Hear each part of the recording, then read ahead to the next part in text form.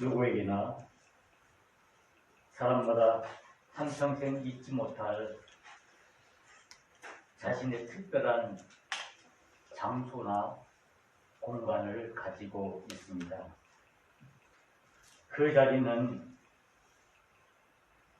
인생에서 기쁨과 슬픔, 그리고 희열과 고뇌, 그리고 상처와 회복이 새겨진 그런 특별한 자리일 것입니다. 늘 그 장소를 마음속 깊이 간직하고 살아갑니다. 여러분 혹시 이런 장소를 가지고 있나요? 사람들은 시간과 공간의 지배를 받는 존재입니다. 이것이 어쩌면 우리 인간의 한계이기도 합니다. 내가 지금 이 자리에 있으면서 또 다른 그 공간에 내가 있을 수 없고, 지금 현재 이 자리에서 예배드리는 이 시간, 우리가 다른 시간 속에 우리가 있을 수 없습니다. 즉 이것은 우리는 시간과 공간에 한정된 그런 삶을 살아간다는 말씀입니다. 마음으로는 우리가 다른 장소, 다른 시간에 가 있을 수 있죠.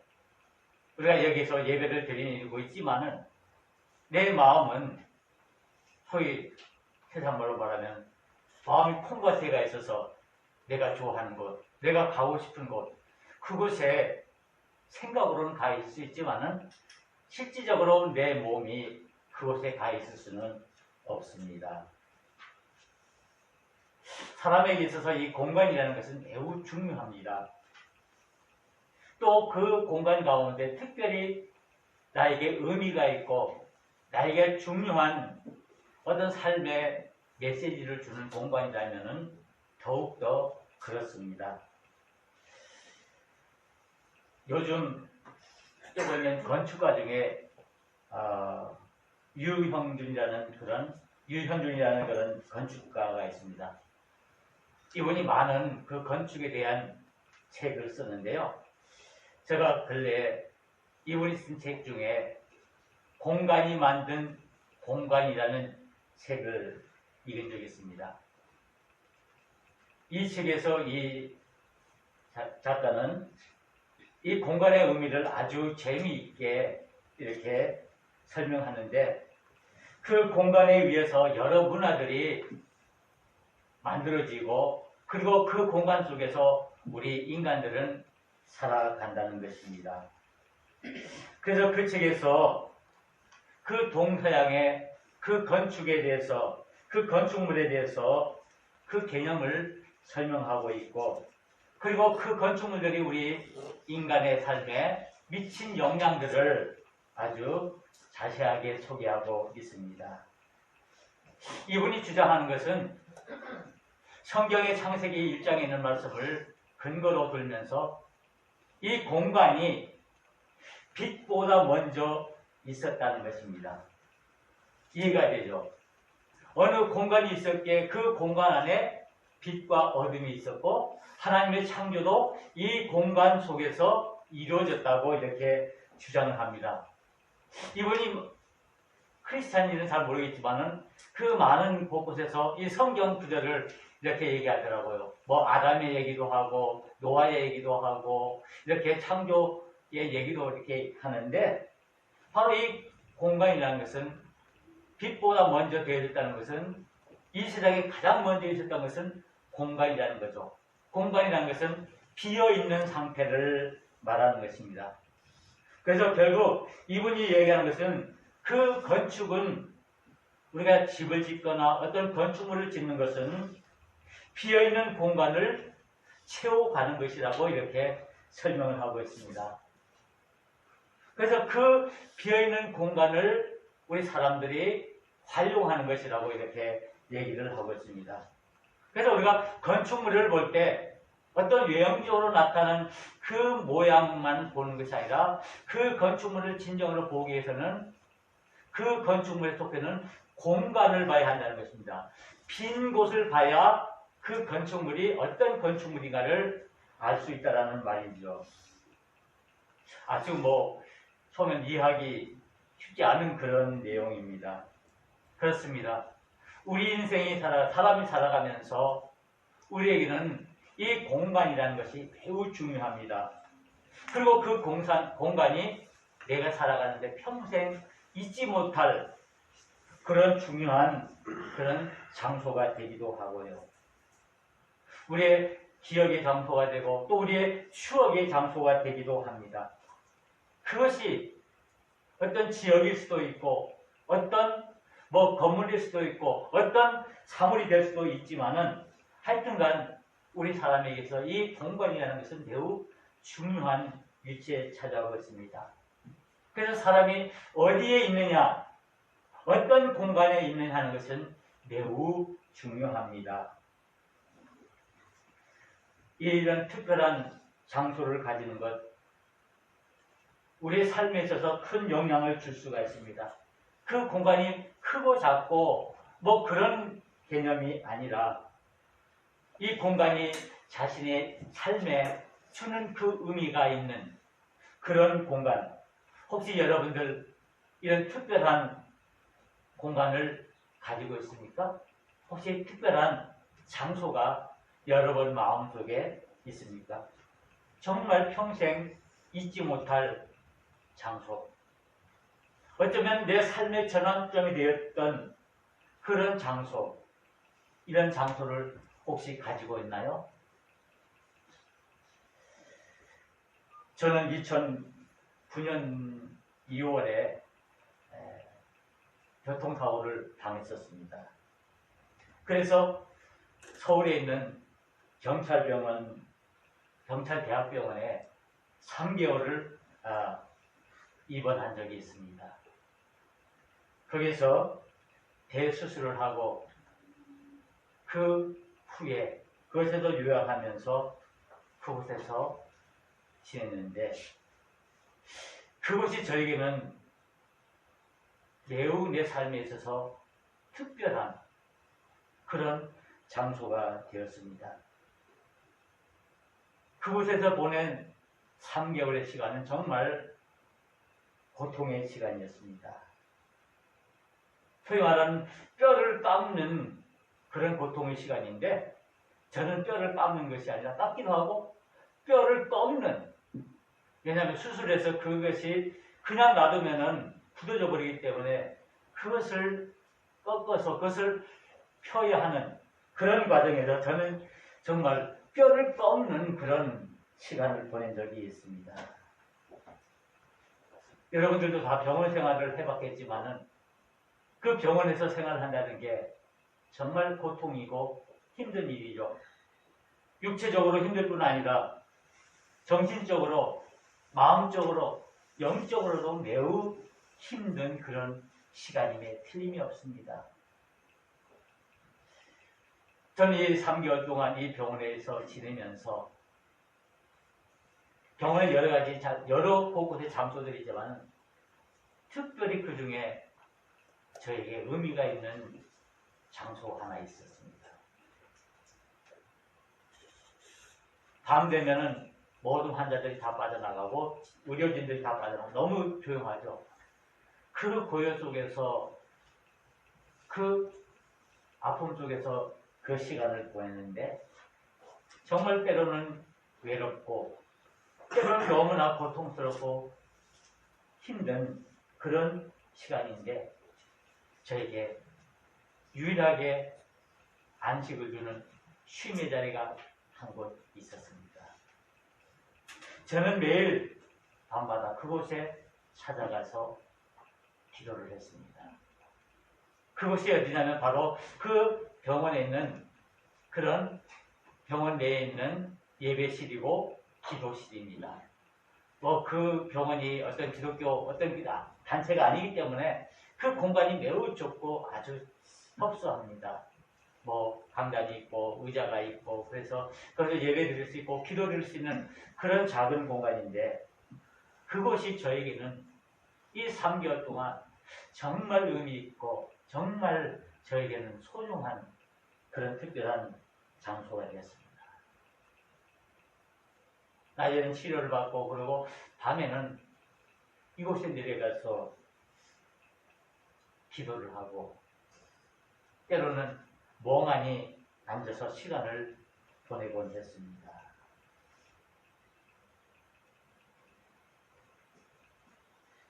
그것이 나의 은혜의 장소였습니다. 저는 그곳에서 또다시 한번 하나님의 임재를 경험했습니다. 제대로 앉을 수도 없고 제대로 설 수도 없는, 제대로 걸을 수도 없는 그런 상황이었지만 그래도 밤마다 그곳에 찾아가서 앉아서 하나님께 기도하며 눈물로 하나님과 교제를 나누는 그 시간이야말로 저에게는 평생 잊지 못할 하나의 영적인 특별한 공간이 되었습니다. 그곳에서는 목사로서 지나온 시간들을 돌아보면서 내가 주의 종으로서 목회자로서 많은 시간들을 보내왔지만 그러나 그곳에서 만나는 하나님은 특별한 하나님이었습니다. 저는 가끔 지금도 그때 그 장소를 기억합니다. 엎드려서 눈물을 흘리며 발을 부둥켜 붙잡고 하나님께 하소연하던 그 장소가 저에게는 정말 평생에 잊지 못할, 다른 사람들이 보기에는 아무런 하달 것도 없는 그 병원의 한 공간이고 예배실이었지만은 그 공간이야말로 나의 삶 전체에 있어서, 나의 인생에 있어서, 나의 목회에 있어서 나에게는 매우 소중하고 중요한 장소가 되었던 것입니다. 아마 여러분들도 이와 같은 장소와 공간들이 있으리라 믿습니다. 성경에는 많은 장소와 공간들이 소개되고 있습니다. 우리가 잘 아는 것처럼 성경은 2000년의 역사와 1500개의 공간과 그리고 500여 명의 사람들의 이야기죠.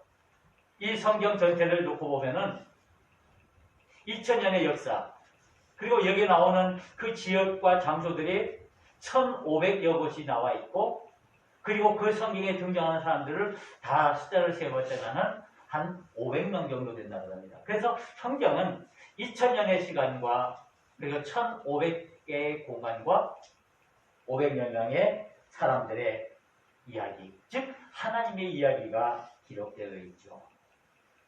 그 여기 나오는 이 1500개의 공간은 하나하나 다 의미가 있습니다.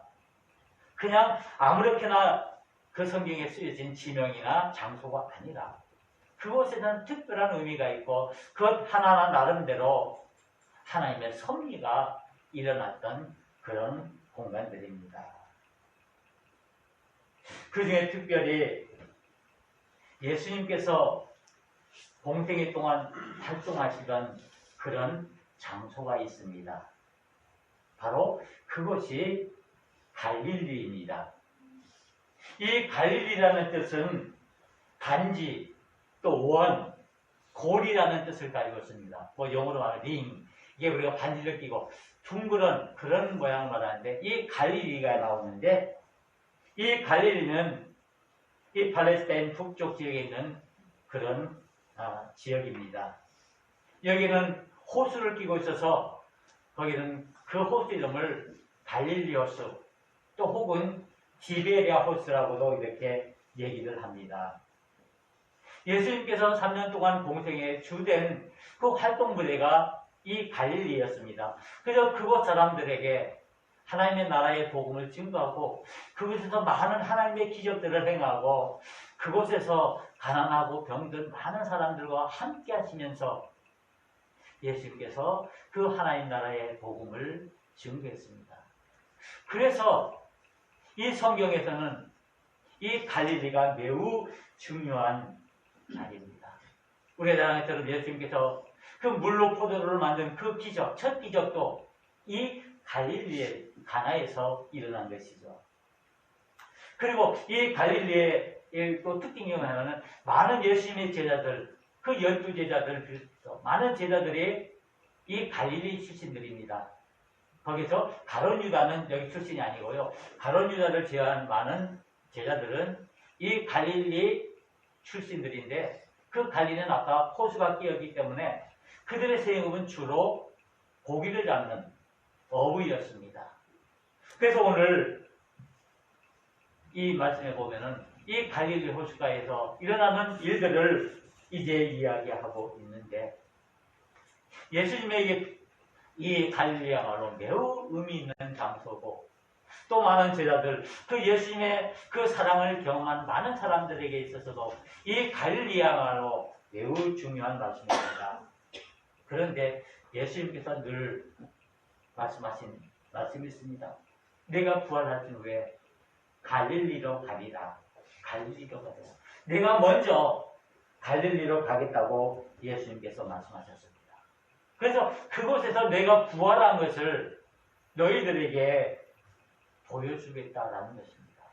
이 말 속에는 많은 것들이 포함이 되어 있는데 이제 예수님께서 부활하시고 많은 사람들에게 나타나고 제자들에게 나타나서 그 부활을 증거하죠. 우리가 지난 시간에 말씀을 통해서 말씀을 나눴던 것처럼 엠마오 도상에서 엠마오 길에서 고향으로 내려가는 그 두 제자에게 예수님께서 나타나셔서 부활함을 보여주셨고 또 우리가 잘 아는 의심 많은 도마가 그 부활하신 예수님을 보지 못함으로 의심함에 대해서 직접 그 도마에게 다가가셔서 손에 못자국과 그리고 옆구리에 창자국을 보여주시면서 나를 믿으라고 할 때 그 도마가 그 부활하신 예수님 보고 나의 주시여 나의 하나님이시라고 고백하는 그 모습을 보게 됩니다.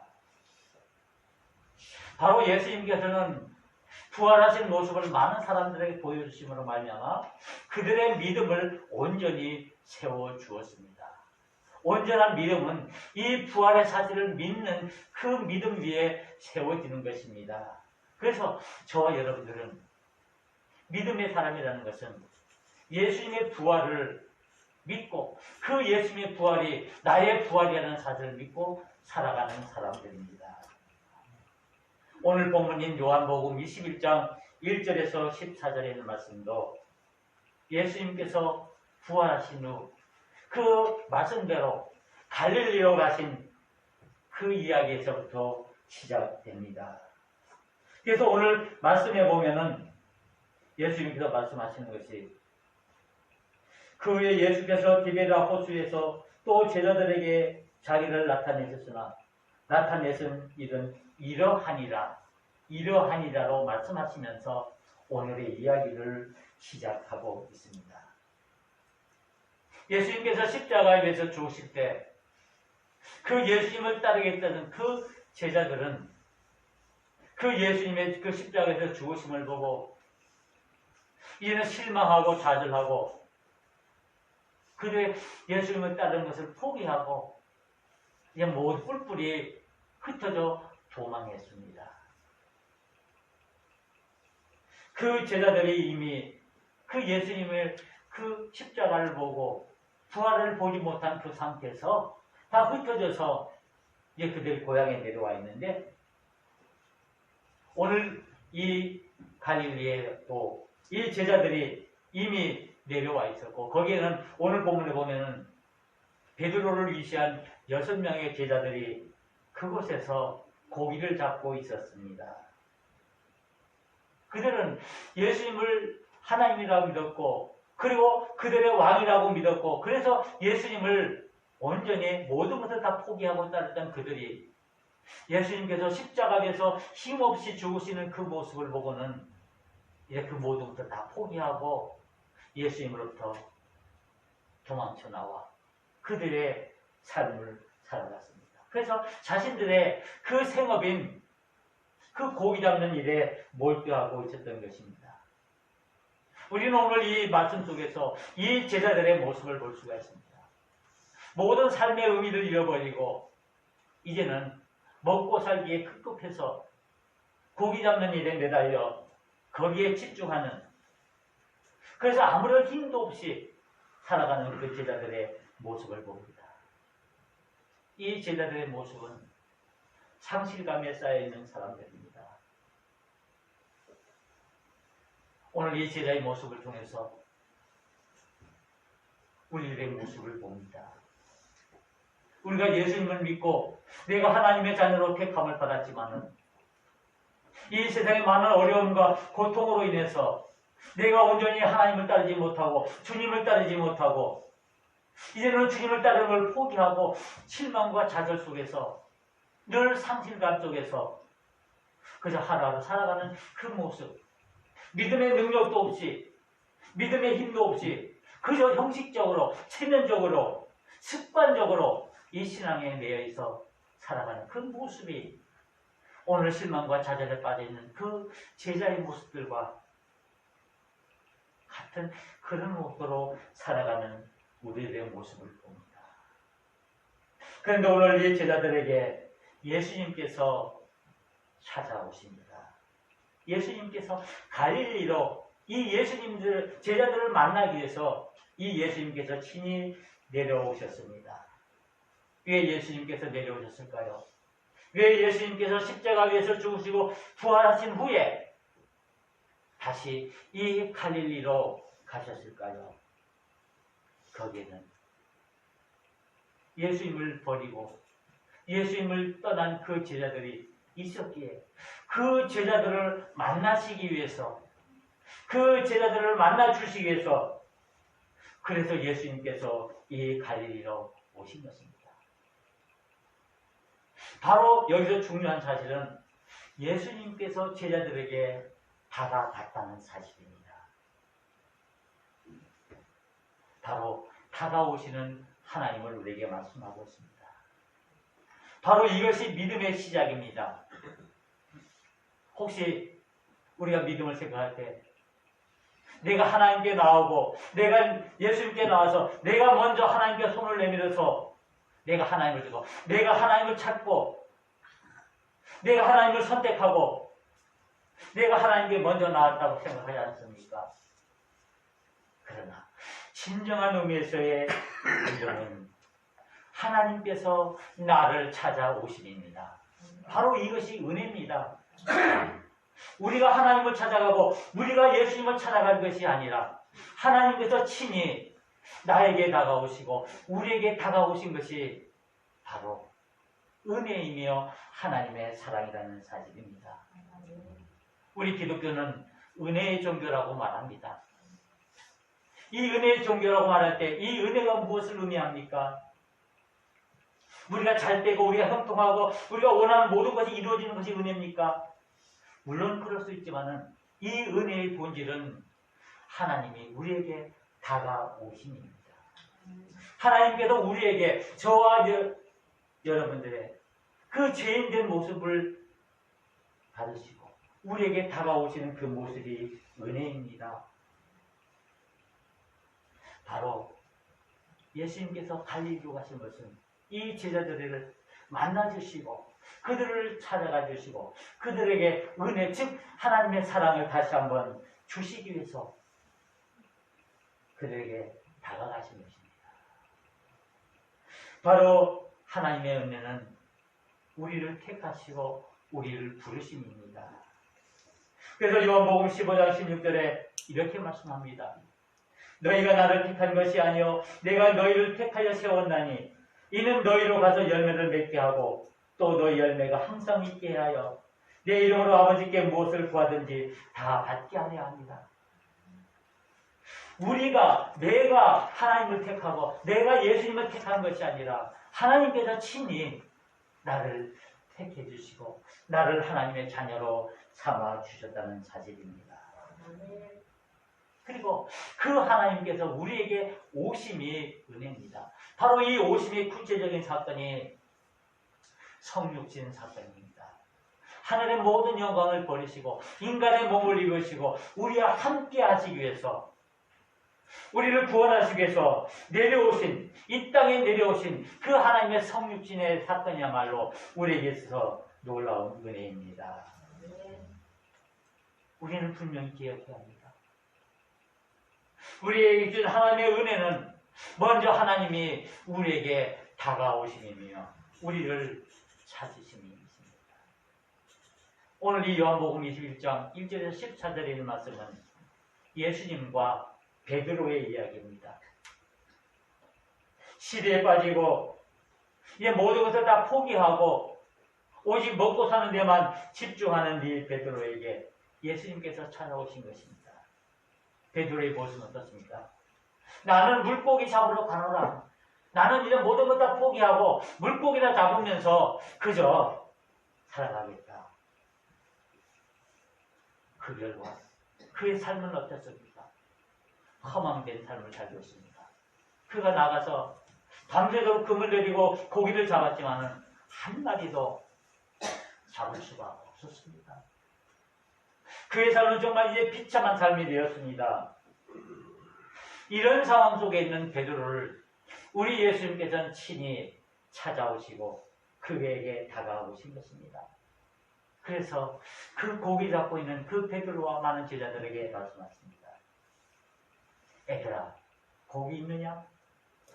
아주 재밌는 것은 예수님께서 제자들을 향해서 뭐라고 부르십니까? 애들아.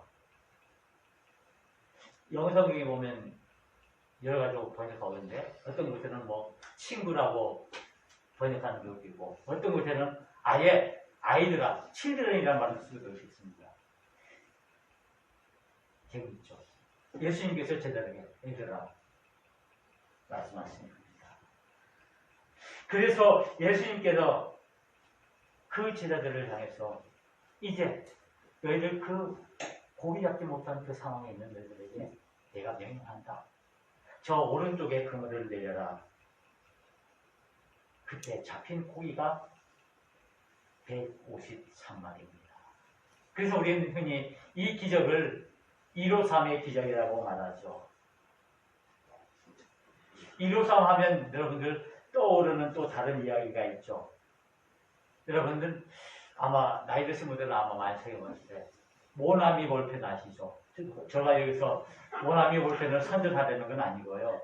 그 모나미 볼펜을 보면은 어떤 숫자가 되겠습니까? 모나미 153이라는 숫자가 있습니다.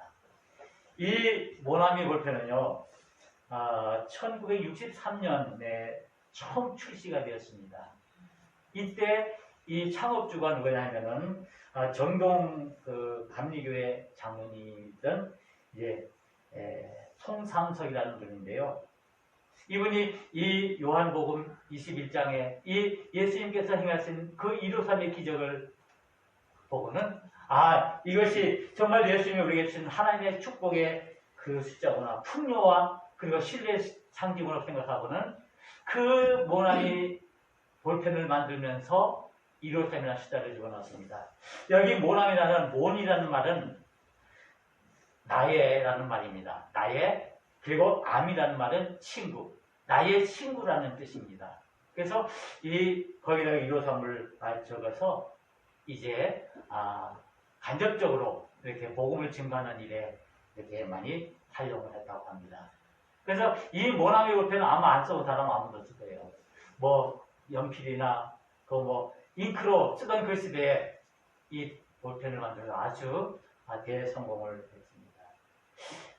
바로 예수님께서는 절망에 빠지고 상실감에 빠진 베드로와 그의 제자들에게 153의 기적을 보여주심으로 하나님의 능력을 다시 한번 일깨워 주었습니다.